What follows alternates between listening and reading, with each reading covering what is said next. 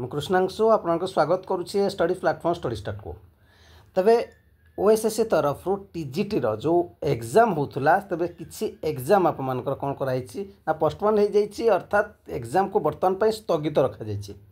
तबे जो LTR exam होतला को एग्जाम को वर्तमान स्थगित रखा गला ता ऊपर हम डिटेल्स रे कथा होछि आप मानकर जदि देखिबे टीजीटी आर्ट्स एलटीआर रो ताको वर्तमान स्थगित रखा अन्य एग्जाम हम कि विषय डिटेल्स कथा कथा आपने देखिए ये आप मेंशन कर दि जाइए जे आपर जो एग्जाम थिला 22/6/2025 जोटा कि 9:30 ରୁ 11:30 तो ताको वर्तमान बंद कर दि जाइए। ठीक अच्छे टीजीटी आर्ट्स जो एग्जाम थिला किंतु से क्षेत्र में जदि जीवे जमीती कि आपर 22/6/2025 3टा ରୁ 5टा जो आप टीजीटी सीबीजेड रा से एग्जाम जमीती शेड्यूल अच्छी से अनुसार आधार में आप एग्जाम से कौन असुविधा नहीं। कथा हूँ केवल आर्ट्स एग्जाम को जेतु